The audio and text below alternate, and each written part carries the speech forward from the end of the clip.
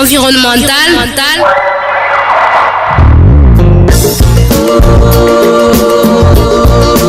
Ils sont plus de 130 gouvernements, compagnies, groupes, représentants de la société civile et peuples autochtones à avoir adopté ce mardi 23 septembre au siège des Nations Unies une déclaration dite de New York sur les forêts.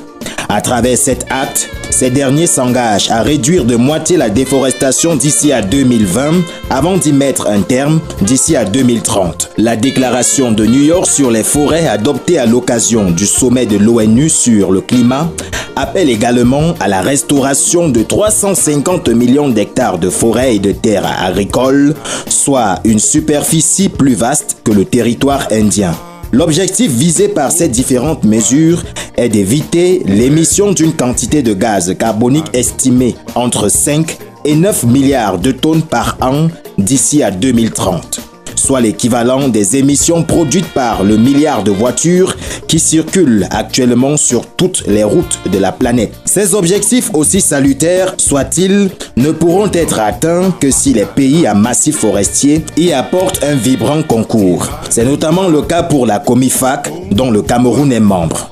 Cependant, une question subsiste, celle de savoir si le Cameroun pourra adhérer à ce concept, lui qui est résolument tourné vers l'émergence avec, entre autres atouts, le commerce du bois et le développement de son agriculture. Par ailleurs, quelle est la principale attente des pays du bassin du Congo vis-à-vis des pays industrialisés pour une conservation de leurs étendues de forêt? Les réponses à ces questions dans le dossier de cette semaine où nous en parlons avec Dr Wassouni, point focal du programme RED+ au Cameroun et par ailleurs directeur de la conservation au ministère de l'Environnement, de la Protection de la Nature et du Développement durable du Cameroun. Environnemental, Boris Ngounou. Également à l'actif de ce sommaire, fenêtre sur l'assainissement urbain, à travers laquelle Amadou Ousmane, responsable de la communication à l'agence ISACAM de Yaoundé, nous entretient cette semaine sur les différents circuits de collecte porte-à-porte des ordures ménagères dans l'arrondissement de Yaoundé 2e. Lorca Garcia est à la technique, Bertrand Lemaire à la réalisation. À ce microphone, je suis Boris Ngounou. Aimables internautes, chers auditeurs, vous êtes les bienvenus dans cette autre production de Environnemental. Préserver aujourd'hui pour ceux de demain ce que nous avons reçu de ceux qui ont vécu. Environnemental 237@yahoo.fr 2276 1250 Environnemental 2276 1250 Environnemental, le plus grand magazine radiophonique de contribution à la protection de l'environnement, va auprès des établissements secondaires et crée de l'émulsion. Environnemental Entertainment. Environnemental Entertainment, c'est la compétition interscolaire sur l'environnement. Environnemental Entertainment saison 1. C'est du mardi 13 janvier au mardi 3 mars 2015 sur KISS FM. Avec les collèges techniques et général Montberger, le lycée bilingue des SOS, le complexe scolaire bilingue Nono, le collège Dissamba, le collège Montesquieu, le collège Les Mignons, le collège privé laïque Les Pharaons, Institut B et Institut Ramchel. Environnemental Entertainment, on s'amuse et on protège notre environnement.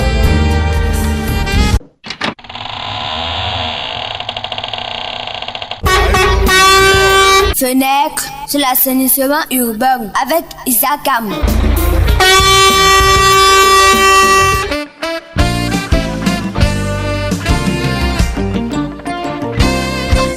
Hygiène et salubrité du Cameroun dans sa mission d'assainissement de la cité capitale sensibilise depuis un bon bout de temps les citadins de Yaoundé sur les horaires de passage des camions ISACAM dans les arrondissements de la ville. Dans l'édition précédente, nous vous présentions les différents circuits de collecte porte-à-porte dans l'arrondissement de Yaoundé 1er. Eh bien, pour cette semaine, nous voyons ce qu'il en est de l'arrondissement de Yaoundé 2e.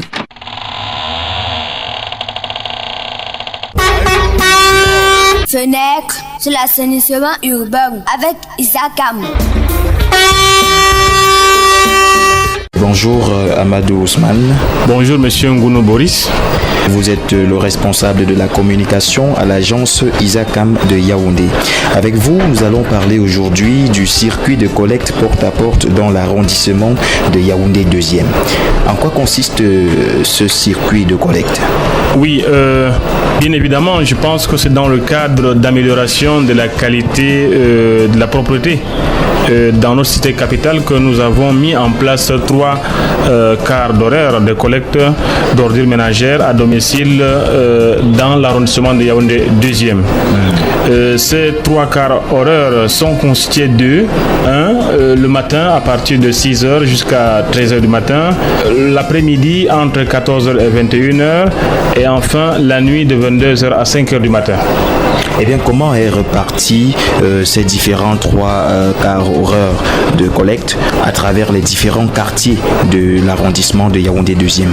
Il est question ici de disséquer les circuits, c'est-à-dire un circuit, c'est un tronçon qui va d'un point de départ à un point final. Et nous avons donc dans l'arrondissement de Yaoundé 2e 6 circuits et ces circuits sont collectés 24 heures sur 24. Je prends le premier circuit qui va du Kansik Messa, la descente Nikimokolo, la descente ministère des Soya, c'est-à-dire au niveau de la briqueterie, axe central Chinga, nous avons les quartiers Golf. Dans ce circuit, nos camions passent de 6h jusqu'à 13h du matin tous les jours, c'est-à-dire 7 jours sur 7. Nous avons le deuxième circuit qui commence de la route Coccinelle Bankolo, entrée Golf, face Golf et Sik Chinga. Bien évidemment, la collecte s'est faite de 6h jusqu'à 13h du matin et sur ce circuit, nous collectons 4 jours sur 7, c'est-à-dire nous collectons les lundis de 6h à 13h, nous collectons le mercredi de 6h à 13h, nous collectons le vendredi de 6h à 13h et enfin le dimanche de 6h à 13h. Tous les axes principaux sont collectés ainsi que le bretelle en alterné, c'est-à-dire un jour sur 2. Lorsque une bretelle est collectée aujourd'hui, le lendemain, cette bretelle ne sera pas collectée, plutôt 2 jours après.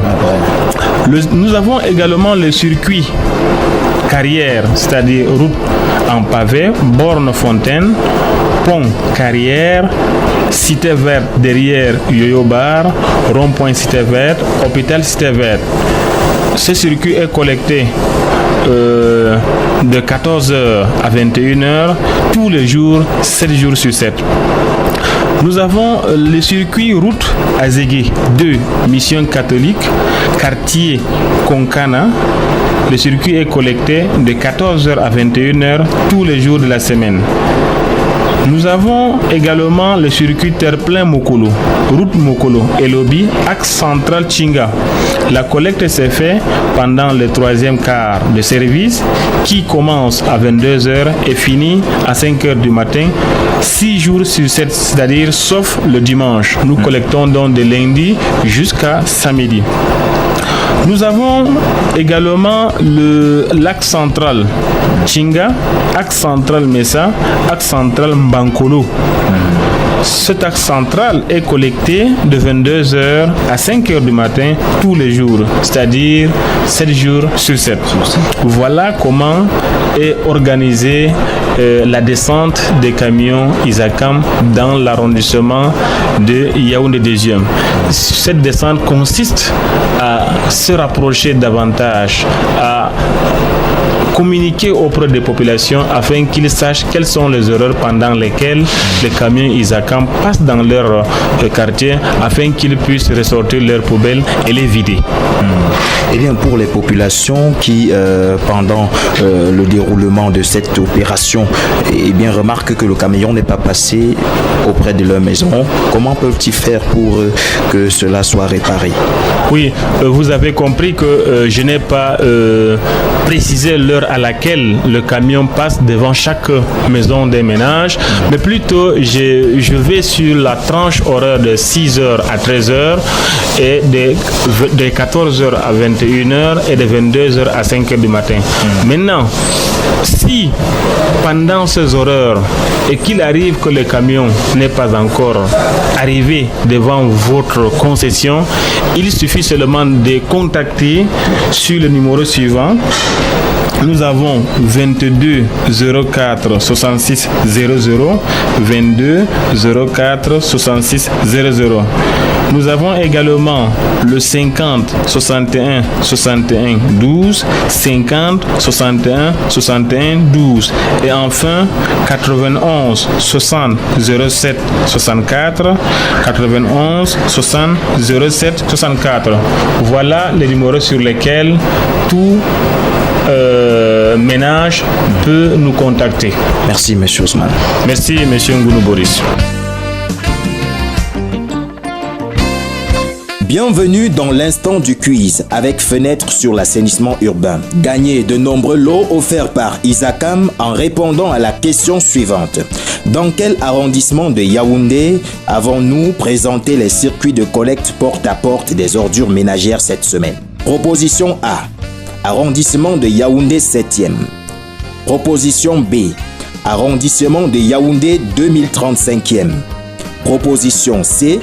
Arrondissement de Yaoundé 2e. Donnez la bonne proposition à la question suivante, suivie de votre nom ainsi que du nom de votre quartier de résidence. C'est au numéro de téléphone 74 03 39 89. Je répète, le 74 03 39 89. Préserver aujourd'hui pour ceux de demain ce que nous avons reçu de ceux qui ont vécu. Environnemental 237@yahoo.fr 22 76 12 50. Environnemental 22 76 12 50.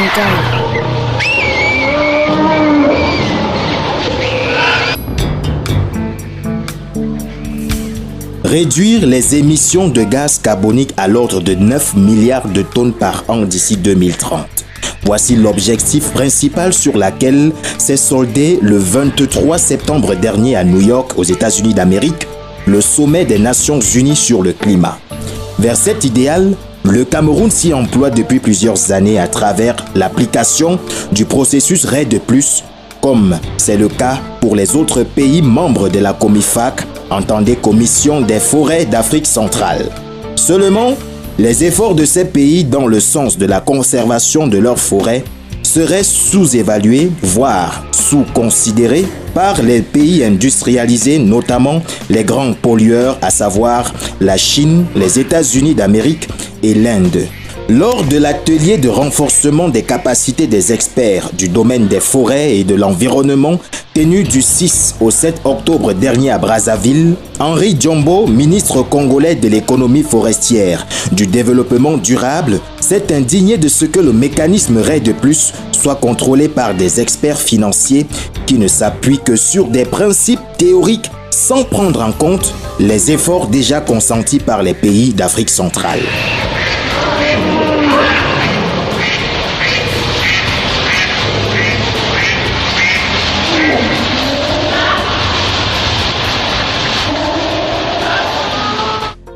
Bonjour, docteur Wassouni, vous êtes point focal du programme RED+ au Cameroun. Donc, mardi 23 septembre dernier a été adoptée la déclaration de New York sur les forêts, un instrument dont les visées sont relativement semblables au programme RED+. Quelle est l'appréciation, s'il y a une appréciation que vous avez faite de cet autre sommet sur le climat? Merci mon cher ami. Disons que par rapport à la déclaration de New York, étant point focal RED+, ça veut dire que le Cameroun a décidé de se joindre au reste de la communauté internationale pour conduire les activités de réduction des émissions du RED+. Donc nous ne pouvons qu'entériner cette déclaration avec nos réserves, mais de prime abord nous acceptons et nous pouvons d'abord approuver cette déclaration sur les forêts. Ceci dit, nous n'avons pas, le gouvernement du Cameroun, en ma personne, je n'ai pas reçu d'invitation pour ce sommet. J'ignore si le point focal climat en a reçu par mail, je ne sais pas, mais de manière, un document écrit nous invitant à ce sommet, nous n'avons pas reçu. Je n'ai pas vu, moi. Ce n'est pas une raison pour dire que c'était mauvais ou c'était bon, mais nous avons toutes les conclusions à travers le net. Nous avons tout déchargé sur le net. Et nous sommes en train de voir comment le Cameroun peut aussi se joindre au reste de la communauté pour faire avancer les choses dans le bon sens. Cette déclaration fait savoir que 13 millions d'hectares de forêts disparaissent en moyenne chaque année, ceci du fait de la déforestation. Il est également dit, entre autres, dans cette déclaration, que la destruction des forêts pour faire place à des terres agricoles représente environ la moitié de la déforestation mondiale. Face à cela, nous nous posons la question de savoir, pour un pays comme le Cameroun, situé dans le bassin du Congo, l'un des plus grands poumons forestiers dans le monde, et qui est forcément appelé, et vous-même vous venez de le dire, le Cameroun devra adhérer à cette déclaration du moment où elle est déjà fait partie du programme RED+. Nous avons envie de savoir comment le Cameroun va-t-il se prendre, lui qui aspire à l'émergence avec entre autres mesures la mise sur pied d'une agriculture de seconde génération qui aura forcément recours à la déforestation. Et même au Cameroun, on sait qu'il y a des sociétés, il y a plusieurs sociétés multinationales même qui font dans l'exploitation forestière. On a envie de savoir comment le Cameroun pourra s'y prendre face à cette préoccupation. Eh bien, tout à l'heure, je parlais des réserves du Cameroun par rapport à cette déclaration. Cette réserve concerne justement cette vision. Dans la vision du gouvernement du Cameroun, par rapport au processus RED, c'est que nous allons faire avec toutes ces activités. Pour le Cameroun, le mécanisme RED est un outil de développement. Ce qui veut dire quoi? Ce qui signifie que nous n'arrêtons aucune activité de développement telle que l'exploitation forestière, les agro-industries, l'exploitation minière, pétrolière, etc. On n'arrête rien du tout. Au contraire, on harmonise. C'est-à-dire que nous voulons faire le RED dans les zones de conservation. Le RED au sens strict, c'est-à-dire que la conservation des forêts dans le but de vendre le carbone, ce sera dans les aires protégées ou bien en tout cas les zones de conservation. Et même si dans ces zones de conservation, on découvrait des mines d'or, on va déclasser pour exploiter l'or, pour financer notre développement. Le Cameroun ne se pose pas de questions sur ce plan-là. Et c'est là que se trouve la réserve du gouvernement du Cameroun. Donc nous faisons avec toutes ces activités, mais de manière harmonisée et synchronisée. Et c'est là qu'on va, comme on revient d'une réunion là, à Douala sur les sauvegardes sociales, les garanties sociales en matière de RED. Donc on va prendre soin de protéger ce qui est important pour l'environnement, ce qui est important pour la société et ce qui est important pour l'économie nationale. On va faire le RED là où ça ne pose aucun problème à personne. Voilà la vision du Cameroun. Justement, en parlant du programme RED, le RED+, qui prévoit que vous, les pays situés dans des zones forestières, vous conservez une grande partie de votre forêt et qu'en retour, vous recevez des indemnisations venues des pays industrialisés. On a envie de savoir pour le prochain rendez-vous mondial sur le climat qui est annoncé du côté de Paris en fin de l'année 2015. On voudrait savoir d'ici à là, est-ce que vous, les pays du bassin du Congo, notamment le Cameroun, est-ce qu'il y a déjà des préparations, est-ce que vous avez déjà des préoccupations dont vous aimeriez faire part aux pays industrialisés qui seront présents le temps de cet autre rendez-vous qui est annoncé? La réunion dont je parlais à Douala la semaine passée, c'est une réunion du groupe technique climat, justement. Il est question de discuter sur la position de la Comifac par rapport aux sauvegardes sociales lors de la prochaine convention, la réunion de la convention prévue en début décembre 2014. Donc, les pays de la Comifac ont déjà leur position connue depuis. Si la communauté internationale ne peut pas nous récompenser pour les efforts passés, parce que le problème c'est qu'ils refusent de payer le stock de carbone qui est là. Ils disent qu'ils ne savent pas ce qu'on a fait pour conserver cette grande quantité de forêt. Or, il y a un faible taux de déforestation. S'il faut compter sur les efforts et calculer le carbone stocké après les efforts, ce sera insignifiant. Je ne sais pas si un pays pourra avoir 1 million ou bien 10 millions de tonnes. Or, quand le million de tonnes déjà se paye à $3, $4, qu'est-ce qu'on va gagner? Or, si on pouvait payer et récompenser les efforts faits dans le passé pour qu'on ait encore nos forêts à ce niveau, là, ça nous donnerait des avantages. C'est pour ça que le Cameroun, lui, tout en conservant le raid carbone, on regarde beaucoup plus vers le raid non carbone.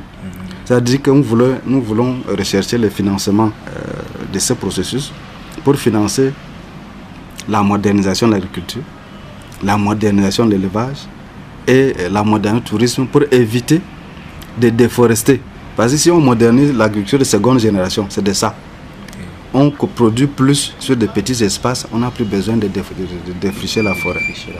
On garde les animaux sur une petite superficie avec l'embouche et tout ça, on n'a plus besoin de faire paître dans les... Voilà la vision raide du Cameroun. Et de plus en plus, il y a certains pays de la Comifac qui essayent de s'aligner sur cette position du Cameroun. Donc, ce n'est pas tout le monde, chacun a ses problèmes. Le Cameroun a 6 zones agroécologiques.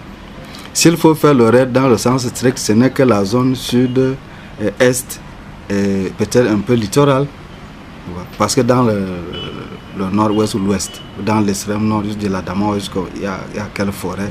Bon, c'est compliqué. Et ça ne va pas apporter grand-chose si on regarde seulement le carbone. C'est pour ça que nous regardons plutôt le raid non carbone. C'est-à-dire que les bénéfices qu'on peut tirer avec le raid, mais pas seulement dans les forêts, mais autour des forêts. Et c'est ça qui intéresse le Cameroun. Et c'est l'option que nous suivons. C'est là la position du Cameroun. Okay, merci Dr Wassouni. Je rappelle, vous êtes également directeur de la conservation au ministère de l'Environnement, de la protection de la nature et du développement durable. Environnemental, le plus grand magazine radiophonique de contribution à la protection de l'environnement, va auprès des établissements secondaires et crée de l'émulsion. Environnemental Entertainment. Environnemental Entertainment, c'est la compétition interscolaire sur l'environnement. Environnemental Entertainment saison 1. C'est du mardi 13 janvier au mardi 3 mars 2015 sur KISS FM. Avec les collèges techniques et général Montberger, le lycée bilingue des SOS, le complexe scolaire bilingue Nono, le collège Ndissamba, le collège Montesquieu, le collège Les Mignons, le collège privé laïque Les Pharaons, Institut B et Institut Ramchel. Environnemental Entertainment, on s'amuse et on protège notre environnement. Environnemental Entertainment, c'est la plus grande compétition interscolaire sur l'environnement. Donc du mardi 13 janvier au mardi 3 mars de l'an 2015, nous allons mettre aux prises une vingtaine d'établissements dans ce magazine, ceci suivant des principes biodégradables. Annonceurs, établissements et mécènes, si vous voulez prendre part à cette aventure, donc bien vouloir contacter l'équipe de production de Environnemental au contact téléphonique 74 03 39 89. Donc c'était tout pour cette autre production de Environnemental avec Lorca Garcia à la technique, Bertrand Lemaire est à la réalisation, Boris Ngounou. Je vous l'ai présenté. Mesdames et messieurs, chers internautes, chers auditeurs, merci de l'écoute. Rendez-vous la semaine prochaine, même jour, même horaire, même radio. Ati Simba Nambo Wai Mbo Wai Mbo Wai Binyoki Mbo Wai Enginglayi Ewesi